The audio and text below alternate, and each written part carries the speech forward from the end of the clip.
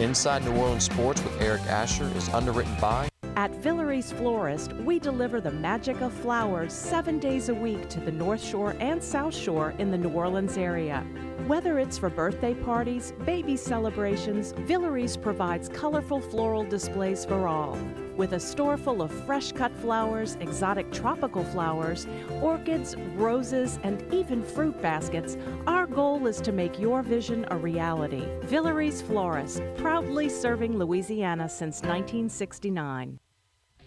Dave Miette Insurance Agency. Auto, home, flood, business, 504-556-0809. Dave Miette, INSagency.com. For over 48 years, Southern Tires and Auto Repair has provided services across the New Orleans metro area. Southern Tires offers a range of tires for all vehicles and ATVs. We also have a full suite of auto repair options, including brake repair, rim repair, custom exhaust, steering and suspension, tire siping, and so much more. Southern Tires and Auto Repair, 2550 Hickory Avenue in Metairie. CNC Drugs is a family-owned pharmacy that's been serving Southeast Louisiana for over 50 years. Whether you need help taking care of an elderly family member, a growing child, or even a pet, CNC provides patient-centered care for your entire family. CNC Drugs, large enough to serve you, small enough to know you. Locations in Mandeville and Araby.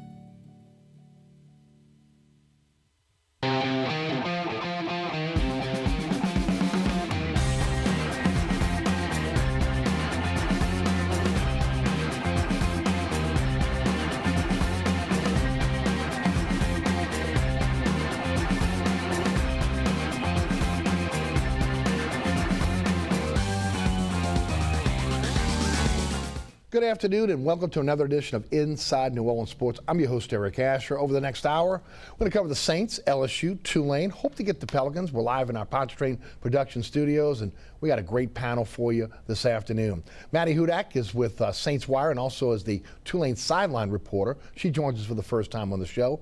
And back is Brett Martel, the Associated Press. And, of course, looking forward to both these individuals getting into a lot of sports talk this afternoon as we get started again, once again, with our Reporters Roundtable. Maddy, welcome to the show. Your first time on. You've been doing some radio with us now for a few weeks, and big admirer of your work. Why don't you tell the folks, first of all, a little bit about yourself since the first time you're on the program. Sure, and thank you for having me. Good to put a face to the name, finally. I'm Maddy Hudak. I am Tulane sideline reporter currently, and I write for USA Today's Saints Wire covering the Saints. And then I just started a role with Next Gen Prospect, which is a national scouting service, as kind of their Southeast area scout, looking at high school prospects and the like. So very cool. Kind of hitting all elements of football from high school to the pros at this point. Now, from New Orleans originally? No, I'm from the Bay Area, actually. My mom's born and raised here, so that's kind of how I ended up back here. Say how you ended up here? And I went to Tulane. And you went to Tulane, which is a good thing being the sideline reporter. How do you like that? It's been very fun this year, absolutely. It's been a good reconnection kind of back to the school when football wasn't necessarily too relevant when I went there. Well, I'm going to tell you what, Maddy does a great job on Saints Wire. I was telling her yesterday, I go back to the Deshaun Watson situation. I mentioned this on the program when we were talking about Deshaun Watson, that Maddy had an in-depth look at what was going on with the court case. And, of course, she's got a law background, so she was able to put it in layman's terms on again, what was going on there. Then within the last 2 days, she goes and does the research on back injuries. And, of course, because of Jameis Winston's, 4 fractured vertebrae. And so, again, you can always get that on Saints Wire from her. Does a lot of good research and a very good writer as well. Hope you guys give her a follow on social media as well. Brett, welcome back. The Associated Press, of course, again, a prestigious organization. Tell us all about it. Yeah, AP has been around for 100 and, 70 years or so. 1846. Almost as old as me. 1846, yeah. And I've been here with them. I worked for them for 26 years, but I've been here since 99 football season, first in news, then in sports. So kind of like you, I've done both sides of it. So I'm essentially a correspondent to the world from New Orleans about all the major sporting events that go on around here, be it Saints, Pelicans, or LSU, or maybe even Tulane if they keep winning. Yeah, no doubt. Looks like they might do that. And of course, Brett did a great job during Katrina as well. I mean, you know, switching off from sports to news and back. And so, again, just well-rounded. We appreciate you being here today. Let's get started with the Saints. Not the best of times to be talking about what happened on Sunday. But the big story this week has been Jameis Winston and the injured back, the 4 broken vertebrae. Watching the game myself, going back and watching the game a second time, you could see that it was bothering him. And you know, I saw the stiffness in the Atlanta game in the fourth quarter when he came out of that tent. You see he was still a little stiff, but of course he rallied the team back for a victory. This time around, when we found out on Sunday morning that what the issue was, obviously everybody at that point is looking to see again how he's going to play. He blamed it a lot yesterday on just, again, himself and his play and less about the back. But guys, I find it hard to believe that a back injury of that severity, again, 4 broken vertebrae, even if it's a slight fracture, is not going to affect him in terms of, again, throwing the football. Maddy, I'll take you first. You did the research. Talk a little about the situation. Sure. So Jameis Winston has, L1 through L4 fractures in his vertebrae, although we don't really know what kind of fractures they are and how severe they are, but those control really your lower body and specifically kind of your hips, your groin, your ability to kind of coordinate your movement and get that communication from your brain, because some of those kind of extend into nerve root endings and it's no longer spinal cord tissue. So that's why I kind of went back and looked at his stance, because I actually missed the back injury news. I was a little late on my way into the Superdome, and that really took me off guard. I think a lot of people, and just kind of looking at his footwork on those deep shots that in real time seemed very confusing, and I think a lot of people kind of pointed to his decision making as kind of going back to the 30 for 30 interceptions, Jameis Winston. To me, his issue was always really not seeing kind of those breaking coverage players across the middle, and less so the deep balls that I think are kind of one of his best strengths when he's healthy. So the game plan on its face, I think if it was a healthy Jameis Winston, we would have seen something really different, but he just really did not look like he was able to set his feet correctly. It looked like he was putting way too much into his upper body on short throws, and then just kind of hurt watching back and watching him twist his upper body so much to kind of make those deep shots, and a lot of them were underthrown, and again, you usually throw those with absolute ease. So I think that it's kind of somewhere in the middle of should there have been some adjustments perhaps, who's to say, but if you've ever been injured before, sometimes you kind of need that first game to understand your limitations, and coaches can't necessarily have foresight, that player can't have foresight, sometimes that back injury doesn't come with that much pain. So I have heard him say it doesn't feel like it's been that much pain. That being said, you could still have limitations within that. Right, there's no doubt about it. I mean, look, I've talked about it in this program on the radio show. He's the type of quarterback that, for him to be an accurate quarterback, his mechanics have to be right. He's got to be on a solid platform. He's got to step into his throws. When he throws off his back foot, when he goes all arm, that's where he struggles. It seemed to be an issue on Sunday, and a lot of that maybe the torque, the back, being able to have the flexibility that you need.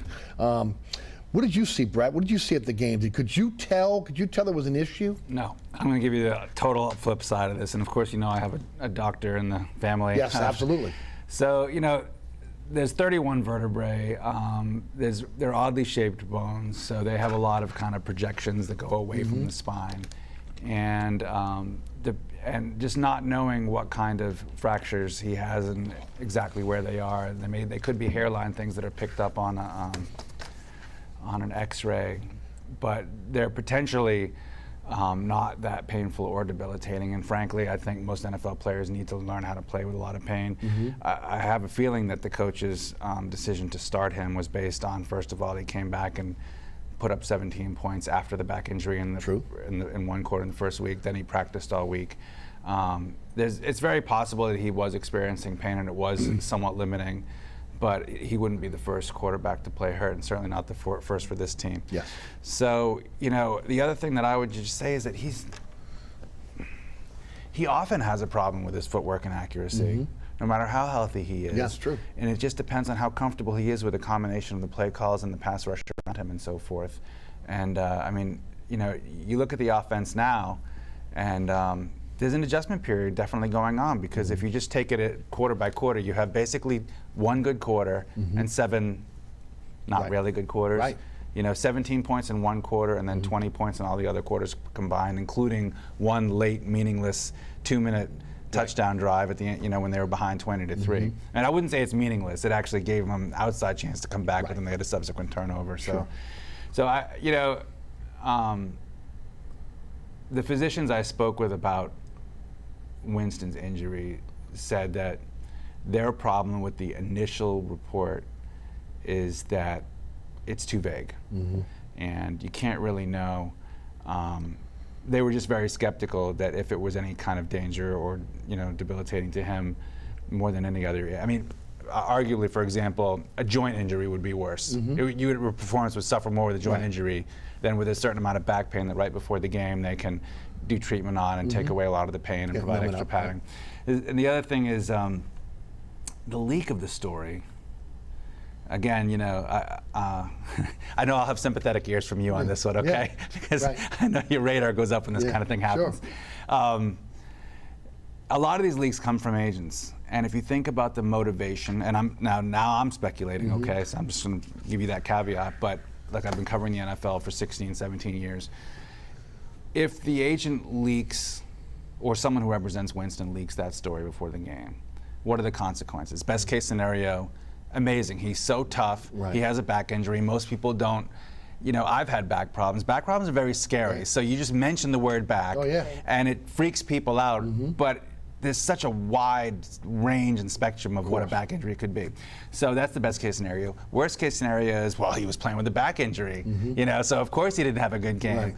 But of course we've seen not a million, that's an exaggeration. We have seen a number of instances when he was fully healthy that he also didn't have good games. I mean, he threw 33 interceptions with, or 30 interceptions, sorry, with Tampa in 2019.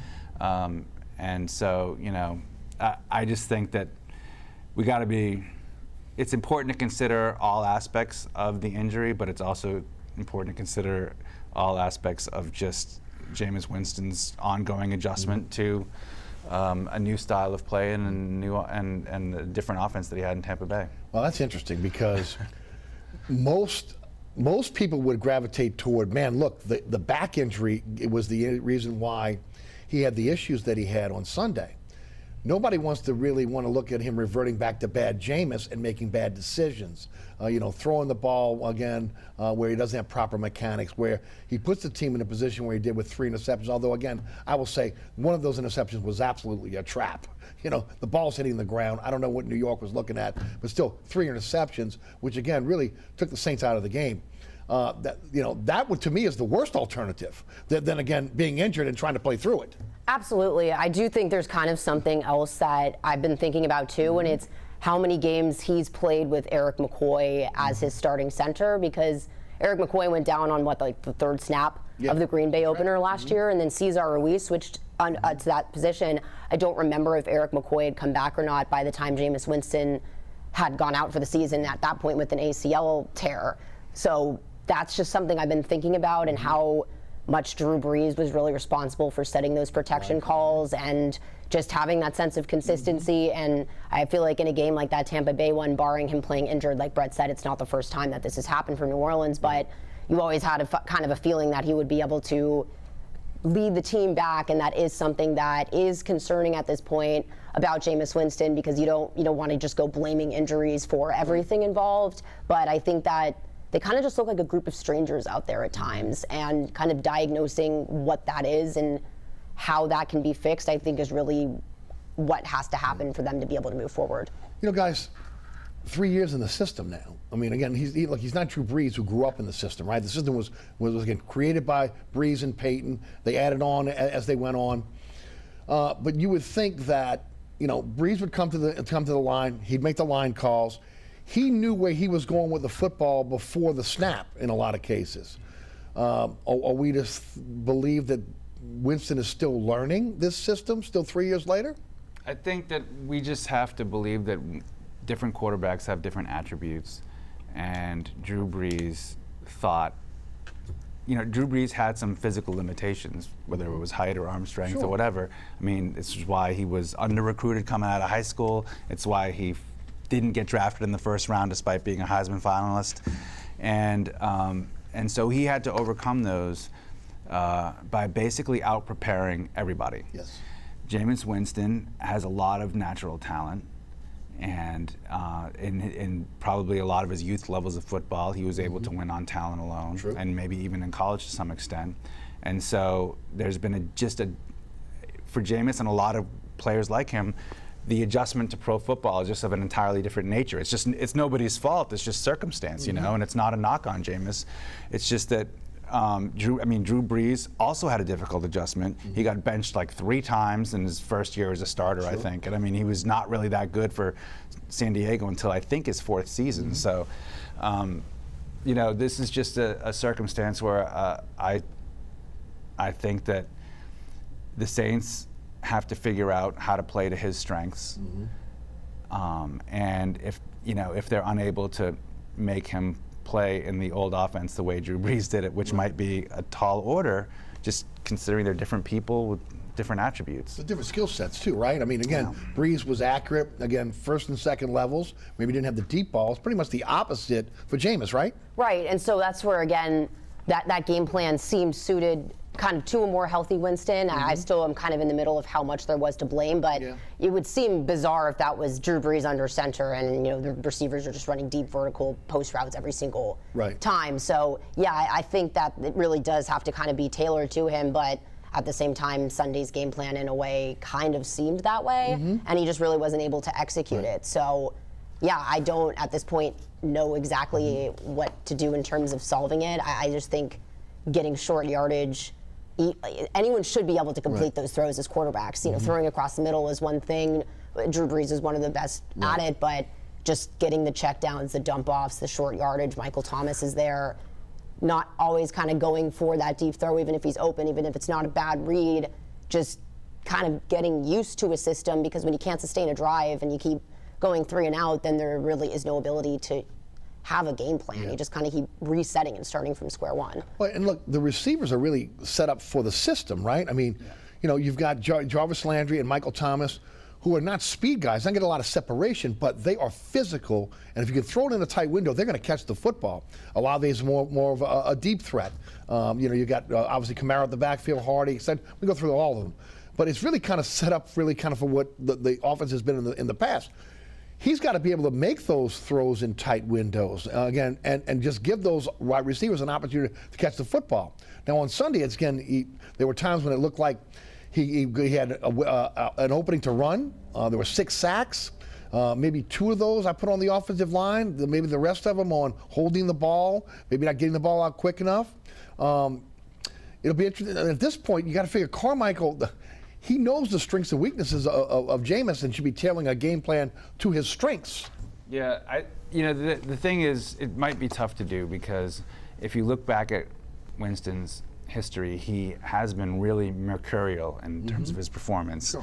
And so I think the biggest issue the coaching staff is having with him is really just struggling to feel like they can rely on what they're going to get from him from week to week, because sometimes he's terrific and sometimes he's not.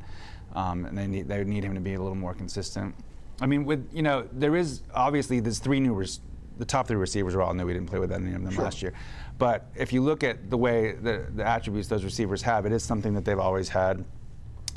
Whether it was Devery Henderson and Robert Meacham, you always would like to have one guy who could take the top off the defense and make them respect that, which they didn't in the last years of Brees, not because of who was running, but because of his arm. And that gives you more room for the guys underneath. And then it's up to the quarterback to really figure out how the defense is playing and where the most likely completion is going to be. Film study shows that he missed receivers that were open. Guys that, again, that he could have checked down to where he didn't have to go deep. Again, now a lot of that maybe is the pressure, maybe he didn't see it. Then some people thought it was emotional, he was pressing. You know, I get it all. If this is a injury-related situation, the question is, again, how long do you stay with him? If this, to me, the worst scenario is if this is a situation where he's reverting back to some of the problems that he had in Tampa. Yeah, I mean, I just don't know how often that really goes well, and kind of switching over. I think I'd say is, you know, on the surface level, Andy Dalton seems able to execute kind of that system, but usually that is really good for. Would you consider him a more accurate passer? It's really hard to say. I mean, I think so, but yeah, Winston has issues with consistency, but I think that he just kind of gets frazzled more than anything else. And something I just really wanted to point out was that the really lack of a strong run game. Yeah, that's a great point. This has just kind of, that's something that I felt like always was kind of a cornerstone of the Saints offense, and also kind of opened up those kind of short underneath throws where, you know, Alvin Kamara being out has really been suboptimal, but also he has never really kind of been the power running back, and I don't think Mark Ingram is really in his prime enough to do so, and has at this point have ball security issues. I know that Latavius Murray's on the practice squad, but running backs to me tend to kind of fall off a cliff really abruptly, and once they do, it's kind of over. So I do think that is really something missing in kind of this complementary plan, but I think once you make a quarterback switch, you can't go back from it. So being really sure that this is definitively not going to work after he won the quarterback competition last year, I do think it would have to kind of take a lot to make that switch, but if they do, then I think it kind of is then Dalton's team for the rest of the season. Unless it's injury related, right? Right. Unless it's injury related. How much do you think the difference is of not having Peyton on that sideline with him as quarterback? You think there's a difference there? You know, I don't know, because Carmichael should, having been there since 2006, really have a strong grasp of what's going on, and Drew Brees always found him to be a really good communicator. Brees has known Carmichael since, I think, 2002, because they worked together in San Diego.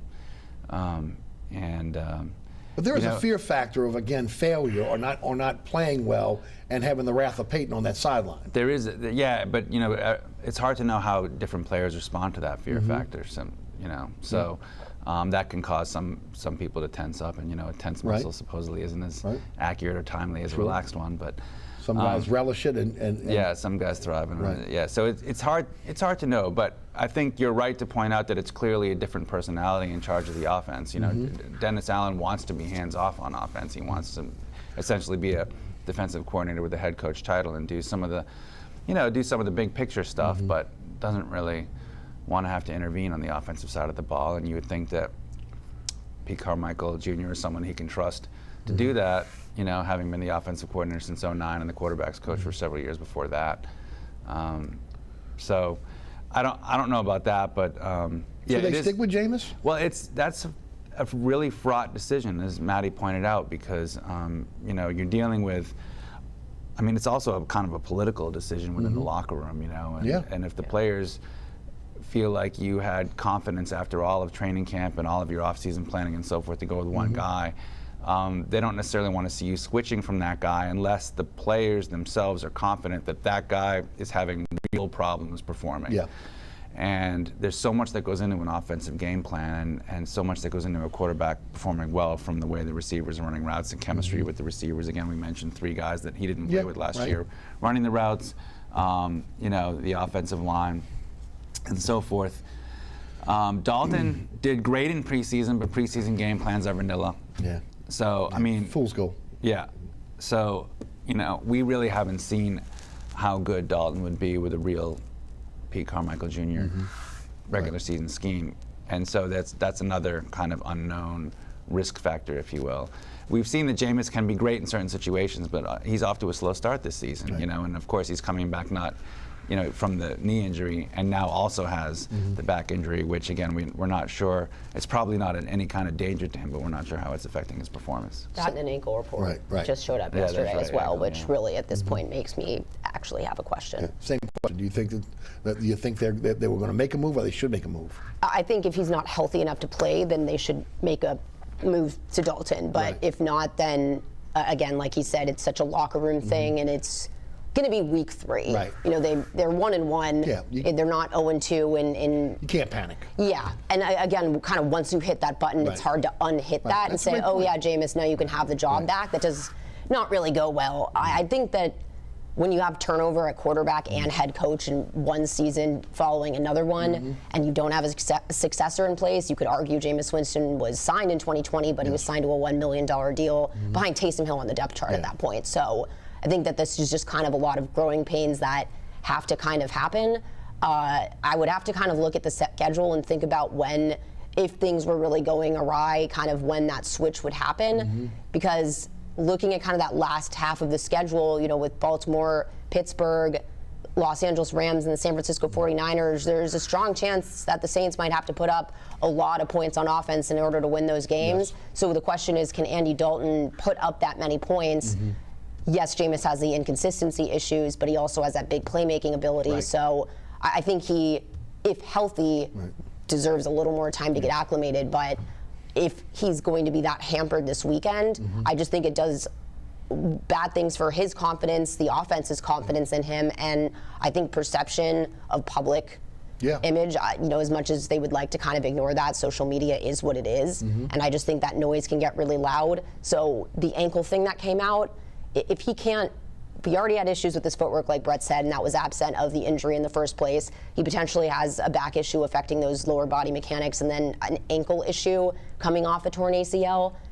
I'm at the point where if he's not really, you know, fully practicing through the week, it seems to be an easy win against the Panthers, and it wouldn't be as controversial if it's for injury-related reasons. It would be somewhat of a, I guess not a problem, but if Andy Dalton lights it up, then people might call for that switch, but I don't think that should happen just quite now. In my opinion, only injury-related at this point. He deserves he won the job. Right.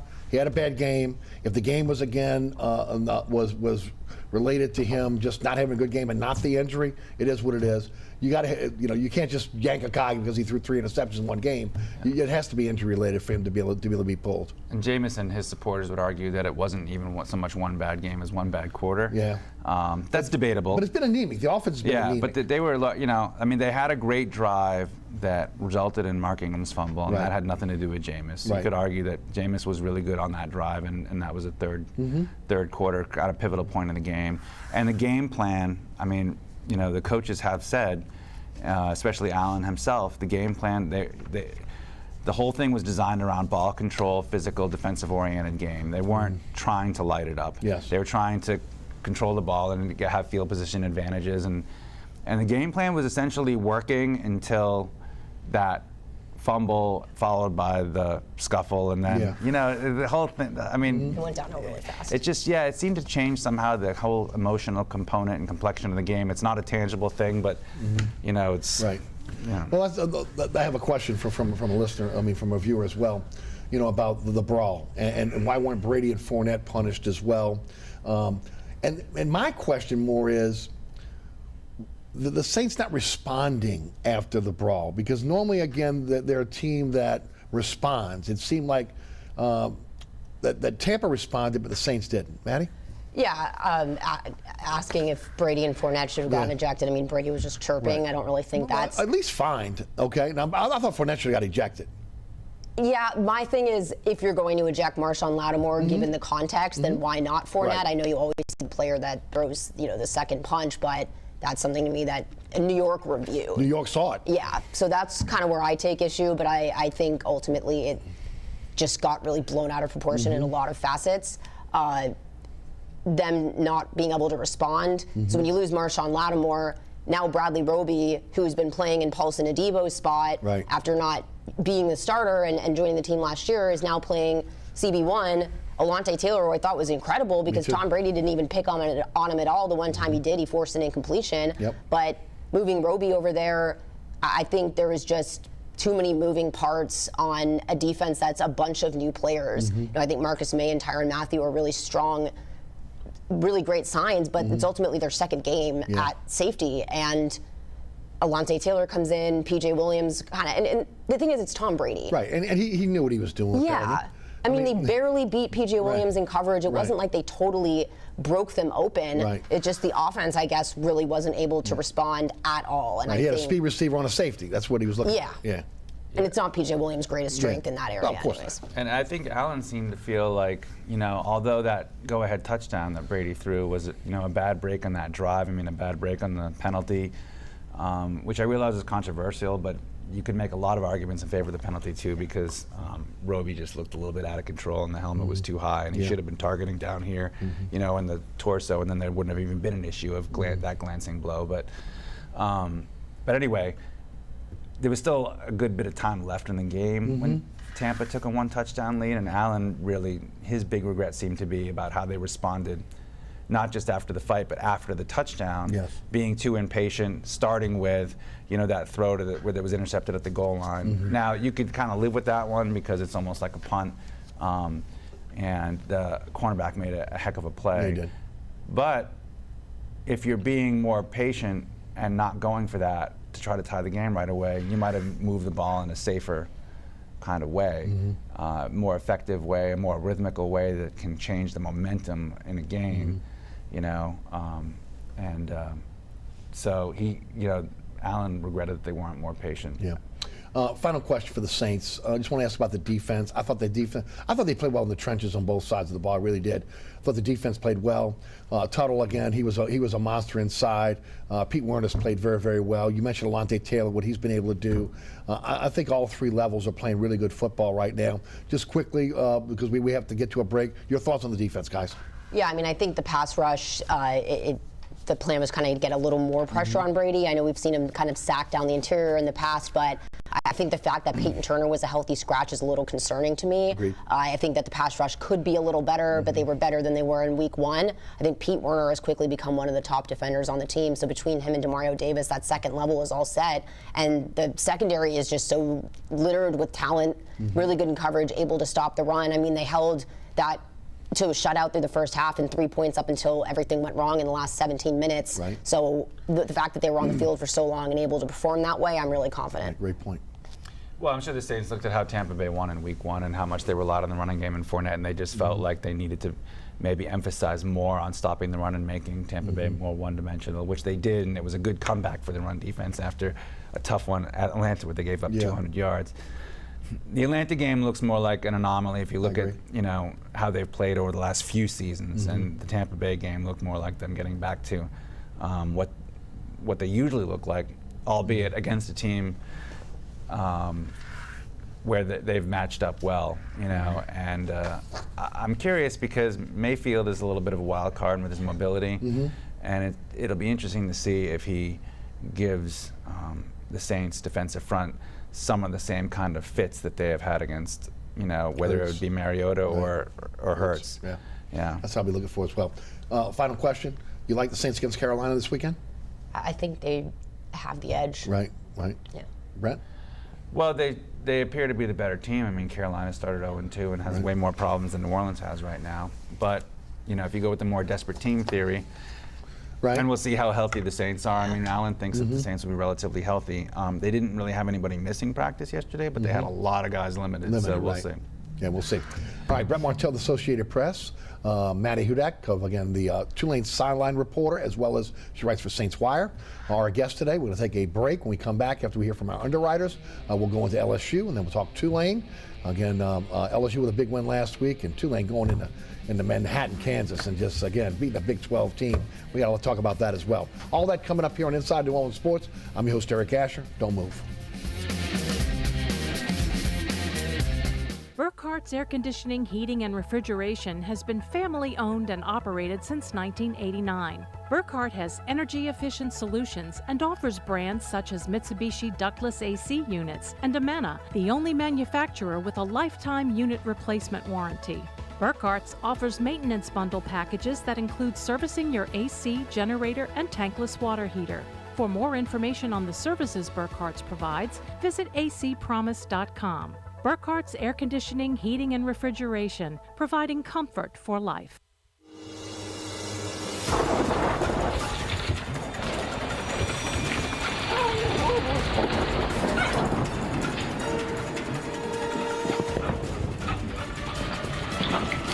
Experiencing rough weather with a bad roof can be a nightmare. It doesn't have to be. Suburban Roofing, because when it comes to roofing, there is a difference. Located at 3701 Iberville Street in Mid-City is Katie's Restaurant and Bar. Open 7 days a week, Katie's offers daily specials for lunch, dinner, and Sunday brunch. Serving New Orleans cuisine such as fried shrimp platters, grilled redfish, and a fully stocked bar. And don't forget about our expanded event seating and local entertainment. Featured on the Best of Food Network's diners, drive-ins, and dives, Katie's Restaurant and Bar. Welcome Welcome back to Inside New Orleans Sports. I'm your host, Eric Asher. Maddy Hudak, Tulane sideline reporter, maybe Saints sideline reporter one day. Also, again, with Saints Wire and Brett Martel of the Associated Press are our guests. All right, let's talk LSU. They are 2-1. They are 1-0 in the SEC. Big win over Mississippi State, 31-16 on Saturday. I said for Tulane and LSU and the Saints, I thought it would be a litmus test weekend on, again, how they were going to perform. And again, I'll take you first, Brett. LSU passed the test. I thought in the trenches they passed the test.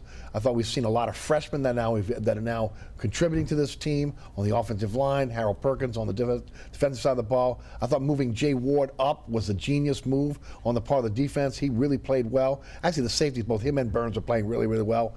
And even losing Mason Smith, the defensive line is still very, very stout. Yeah, and so when you look at LSU now, I mean, they were very close to being 3-0, and in college football, season openers are not always a good judge of how a team's going to play because there is no preseason, and this is a team that had a lot of roster turnover and coaching staff turnover. Yes. With Brian Kelly coming in and replacing all but Brad Davis among his assistants, and then they have like 14 transfers who are playing, I think, regularly, and they've had some true freshman starters, including at both tackles against Mississippi State. Right.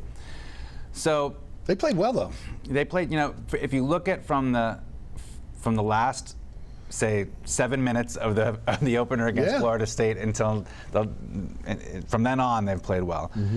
Brian Kelly really took a hard look at how he had prepared them for that Florida State game and felt like he had given them maybe just too much to think about, and they were playing a little slow mentally, and he wanted to kind of remind them what great athletes they were, how much he trusts them to trust their teaching, and just kind of, he didn't want them thinking on game day, he wanted them thinking during the week. And I think he's done a better job getting them to play that way. The real impressive thing about them against Mississippi State was that, Mississippi State was favored. Yes. And they went up 13-0. And then from the last minute of the first half until the end of the game, LSU outscored them 31-3. That's a really good response. Yeah. And they really wore them out. Yeah. So. And they shut down the air raid offense. Yeah. Which now, and also the run, which they had again, that was a little bit different than what we've seen. But Will Rogers is a pretty good quarterback. And what he had, 214 yards. Mississippi State had 75 yards rushing. That's shutting them down. Yeah, and Rogers took a beating. I think one of the reasons that they shut them down, Rogers got progressively uneasy and inaccurate during that second half. He did not look comfortable at all. I mean, he was sacked a bunch of times. I think 4, if I remember right. They had another between 4 and 8 quarterback hits. I'm trying to remember off the stat sheet from it. Sure. But and then when the receivers too also seemed to be like had their heads on a swivel. Yeah. Because they were taking such huge hits every time their hands would touch the ball. That defense was really on point. Yeah. And especially in the second half. They had to come out of that game feeling good about themselves. Now they have a tune-up against New Mexico. They're favored by 31.5. And then they go to an Auburn team that's struggling. That's right. It's kind of set up for them to come out of that Auburn game at 4-1 and sort of breaking into the top 25 with raised expectations. But as soon as you say something like that, it can all. Right. No. It can. Talk about Jaden Daniels. Some are criticizing him because he's not picking up the secondary receivers. He's not going through his progressions.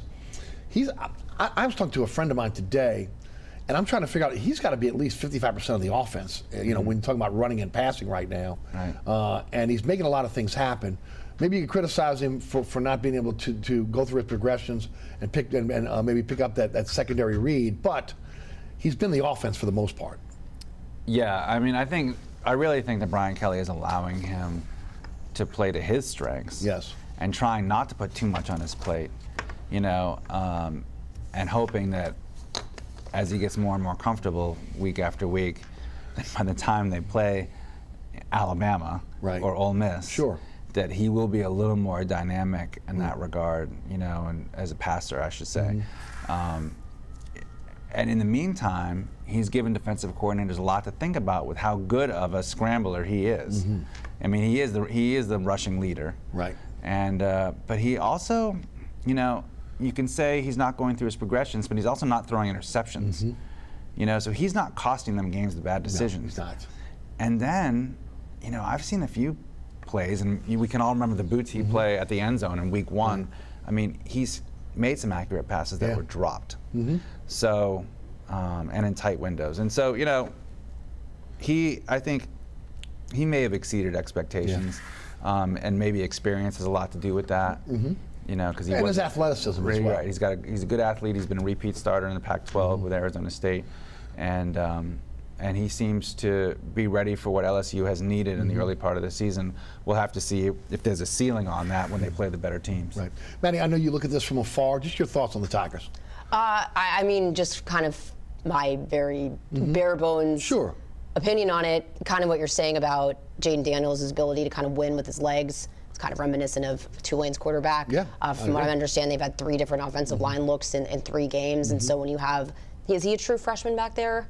Right. Jaden Daniels? No, he's a red senior transfer. He is a senior transfer. Okay, but, so but he's. they had 2 true freshmen starting at each tackle in the last game. Yeah. And at tight end, if you're thinking about the running. Taylor, right. Yeah. So. Right, but it's a new quarterback. It's 3 different offensive lines, and so trying to kind of get somewhat similar to the issues we're talking about symptomatic on the Saints, trying to kind of get that going. And didn't they get their running back most recently? And so having that kind of layer to the run game also helps you with the mobile quarterback in that aspect of kind of being able to game plan.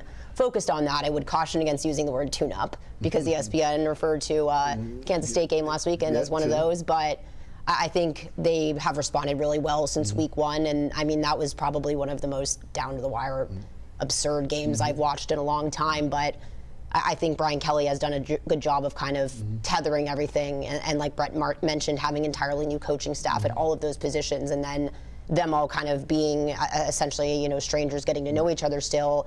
Week 1 to week 2 is probably the biggest jump in college football.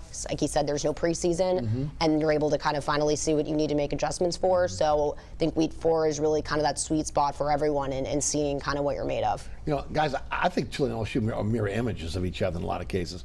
You know, really good quarterback, mobile quarterback, a guy that kind of makes everything go. Even though maybe I don't think LSU's running back room is as deep as Tulane's, but again, you look at the wide receiver position, I think they mirror each other. You look at the tight end position now, I think they mirror each other. And of course, both teams have a legitimate defense. So I think, again, when you look at both of them, maybe, you know, different class, and I'll do that with air quotes because you're playing SEC teams as opposed to American teams, but I think they're very similar. Yeah, I mean, again, kind of resonated with a lot of things. We have an entirely almost new coaching staff as well. It just, we'll get to that more in a bit, but it's been more of a positive than a negative, at least for Tulane. Right. When you look at this team, New Mexico, they're going to play a lot of players this week, hopefully, and then they get back into SEC play. I've said this since day one. I want to see growth every week, and I've said it about Tulane and LSU, and even the Saints, but especially, again, Tulane and LSU. I've seen it week to week. Have you? Yes, and you know, I mean, the key with the Southern game, and I think they'll want to do something similar against New Mexico. Though New Mexico is should be a better team than Southern just because it's playing up a division. But the key really is to have the starters come out and play like it matters in the first quarter and maybe the first half until they've, you know, executed so well and put the opponent in such a deep hole that you can then bring in all the guys that you want to develop and that you might end up relying upon depending on how injuries go. And they especially did, a guy like Nussmeier. Yeah, and they did that against Southern. Right. And Nussmeier obviously needed the work. He did. And honestly, I think I want to see growth from him this week. Right. I thought he pressed a lot against Southern. Okay, maybe trying to prove, hey, I'm in this race. I want to see some growth out of him for sure. But it'll be interesting to see what's going to happen over the next couple of weeks with LSU. Because they're in a really good position right now. They are, and they seem to be one of those teams that's, I mean, they did lose Mason Smith, like you said, but in other areas they seem to be getting healthier. And especially the secondary, and then of course the running back room got a little bit of a boost by John Emery Jr. coming back. And Goodwin played well.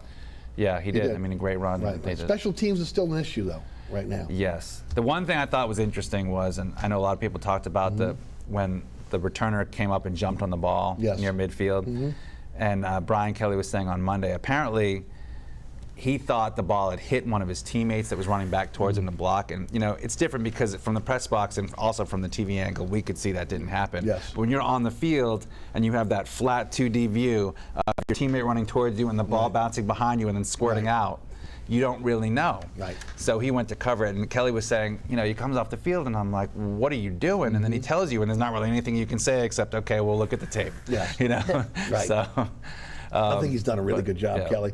And I think a lot of LSU fans are maybe a little calmer now than they were week one. Yeah. Tulane, fantastic. 3-0, first time since 1998. 17-10 over Kansas State in Manhattan. USM on tap. Again, you would consider it a rivalry game, but they don't play like they used to. But still, again, that's right down the road here. First win over a Power 5 team for Fritz. I said it. This team is for real. Okay, this team is for real. Anybody that's not paying attention, you better start paying attention. The defense is legit. They got weapons on offense. Take it from here. Yeah, I mean, it was hard to kind of assess what they were made of those first 2 weeks because of kind of the opponents. You know, UMass being one of the worst FBS teams, and then Alcorn State not, being an FCS team, but Alcorn State's running back. He was, I believe, previously at Syracuse and was rushing, 100, 200-yard games regularly, and Tulane had stifled basically every single one. Going into Kansas State, the biggest kind of concern was Deuce Vaughn and the fact that they lost Adonis Freelou at defensive tackle 3 days before the season opener for the season, and he had about 30 pounds on his nearest backup. So that was somewhat of an issue. And then again, they were seen as the tune-up for Kansas State, and the defense makes 4 fourth-down stops in critical moments. The offense, yes, Michael Pratt threw 2 interceptions, but just to kind of go back to the Saints in a way, I'm more curious about how players respond when they throw interceptions. And Michael Pratt, to me, is just the definition of mental toughness in that aspect. And he just had the ability to kind of lead that game with his legs, which was somewhat of the game plan, but didn't really open up until the fourth quarter. And he does a really good job of not trying to force things that aren't there. But as much as the offense has all these new weapons, I just think that game was all defense. It was second and third string guys. There was a stretch where Jaden Kennedy, Macon Clark, Larry Brooks, Dorian Williams, and Nick Anderson all had to go get IVs in the locker room. It was deceptively hot in Kansas. It was in the mid-90s, and being from New Orleans, we all figured it would be fine. And I think everyone, myself included, were caught off guard by that heat. And you saw Bailey Despaney make a third down stop. You saw guys that came in on the defensive line, Noah Taliancic, just really stuffing the run game, making it impossible and making them have to throw, knowing that quarterback really couldn't do so. But you never got a sense like Tulane was going to lose. The momentum was really always on their side.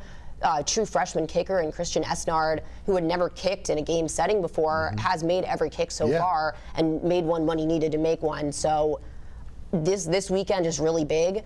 It's reminiscent of the 1998 season because they actually faced Southern Miss in week 4 in the Dome that season. It's the last time that they played Southern Miss was Michael Pratt's first game off the bench as the starting quarterback in 2020 under Will Hall, who's now their head coach. So there's a lot going on besides the Battle of the Bell. And Hall knows them, right? Hall knows everything about that team. Yeah, but I mean, at the same time, I think it's going to be very much a cat and mouse game, not just between Fritz and Hall, but Michael Pratt really kind of, that was the guy that really developed him and turned him into who he is now. So, I mean, look, he has grown into such a great quarterback.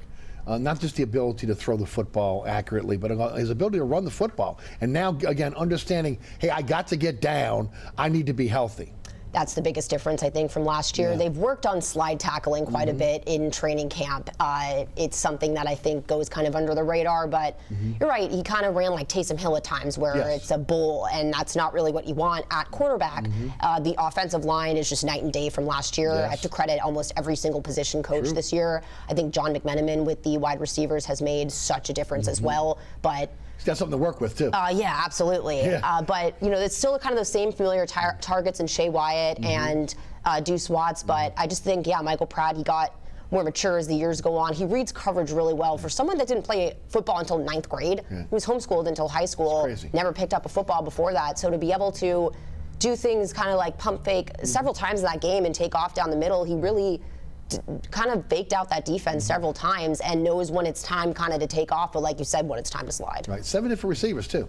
I mean, he spreads the ball around. And he's got, look, Keys is a heck of a player. McDougal comes over again from Maryland. That was one of his high school teammates. You look right now, I think James is going to be an NFL tight end.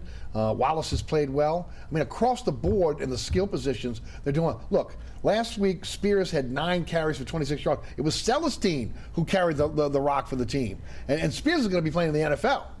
Iverson Celestine has been awesome this season, to kind of be somewhat like 4th on the depth chart last year. There's been an injury to Cam Carroll, so he shot up really quick, but he was just kind of getting those kind of tough yards on Saturday. And so, again, in such a critical game, for someone like Celestine to really step up and shoulder a lot of those critical downs, I was really happy for him. And I think it is really at that point a luxury when it doesn't even have to be Tajay Spears having to kind of make those plays, and you have someone behind him fully capable of doing so, who knows the system well, being in it for a few years. And I said before, this defense is legit. I mean, from the defensive line to again, the second line with the linebackers, the secondary, this was a signature win for this team against Kansas State.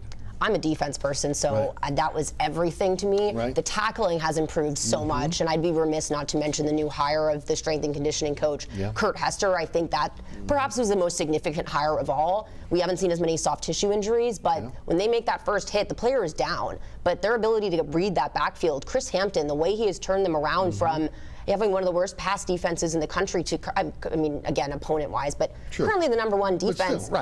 Defense, yeah, exactly. They can't get anywhere. You have Macon Clark, really. He was playing safety last year. Now he's excelling at nickel. Jaden Kennedy's at cornerback after playing safety last year, and Macon Clark was at safety at that point during the game. He's blitzing really well. They're getting to the backfield. The linebackers are awesome. Dorian Williams, Nick Anderson are stars, and also shout out Jesus Machado. Also had a lot of critical stops, and then again, that defensive line, for losing all that size, they make up for it, I think, in heart, technique, and really mental toughness. And again, to just make those complete stuffs on 4th down 4 times when the offense wasn't getting it going, there's not much more to say. I thought Jacobs played well too. Yeah. I mean, he really came on. I mean, I think it was the last 4th down stop. I mean, so I'm telling you, they're playing well. What are your thoughts? Well, I think that it's interesting. This season, in many ways, was set up for Tulane to do well because they had gone to bowl games in the 2 previous seasons. They kind of got derailed and fell way short of expectations last year. So now you have a team coming back. Because it's happening during this COVID era, there is an extra year of eligibility that may help with developing certain players. They're really, if you look at it in the season in a wider context, it's really, they're on track to have their 3rd bowl bid in 4 years. It's just that when you look at it on the heels of 2-10, it looks like a really potentially huge turnaround. But that could be fun. I mean, that's instructive. It makes it a really good story. And so, I would just encourage football fans in the area who haven't watched Tulane in a while to watch this team because I've been watching them regularly for 20 years, and I remember Maddy's talking about the defense and how on point they are, and they're in right place, right time, hit, wrap up, bring them down. I've seen Tulane opponents score some of the most ridiculous, unheard of touchdowns I've ever seen in my life because of botched assignments and missed and bad technique. They're disciplined. And that's not happening now. So. I mean, you had a feeling that Willie Fritz was going to eradicate that methodically anyway, and he's been here long enough to have done so. But it looks like last year is looking more like a one-off of the Fritz era, and that this year is looking like getting back to the progression that he was on. Right, and of course, look at the American changes next year. Most people believe that Tulane will be one of the top teams in every single sport in the American, but it'd be nice to be able to, again, to make that move this year, while again that they still have some of the top teams in the American, and I'm excited. And I'm hoping again, need a big crowd out there for USM because people are going to come from Mississippi and they're going to fill those stands. Tulane fans need to be in the stands on Saturday. They do. I went to this school. I graduated in 2016. It was Fritz's year, and I have never seen a Tulane team like this, and they deserve to have a packed stadium. If you're a 49ers fan, Frank Gore, I think, is going to be there. But Pat Gilman, the tickets are 2 for 1 right now, and if they win this weekend, then I think conference championship at that point is a goal that I think they have their eyes set on. And with that chip on their shoulder identity from last season, I think, it's not so much kind of getting back to their bearings, it's that was such an anomaly, and they really want to make sure that that's proved. All right, Tulane USM, who you like? Tulane, what do you mean? I knew that. Tulane USM. Yeah, I'm inclined to.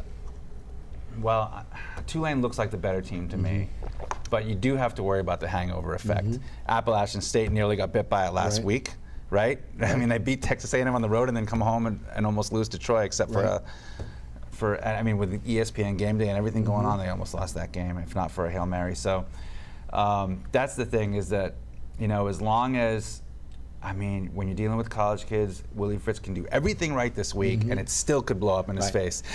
Well, you know what happened last year, right? I was about to say, I will say, it's on everyone's mind that that's exactly what happened after Oklahoma last year. They got really in their heads, and yes, it did.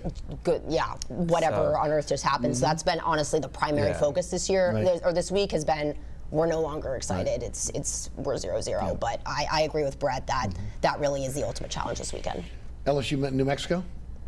Yeah, I mean, I think that LSU was on track to cover maybe, although New Mexico appears to be improved. You know, you're just looking at their stats. Their scoring per game is way up, and their points given up per game is way down. But they've only played 3 games, and you know, so they haven't really. I mean, they're 1-13 historically against current teams in the SEC, and the one win was against Missouri in 2005 when they were in the Big 12. So, I mean, you know, I don't see much of a. You know, it's on ESPN Plus for a reason. Yeah. I'll ask. Do you have an opinion? I mean, yeah, on paper, LSU, and given kind of the growing pains we've all discussed, it seems like they're kind of. And finally, Carolina Saints.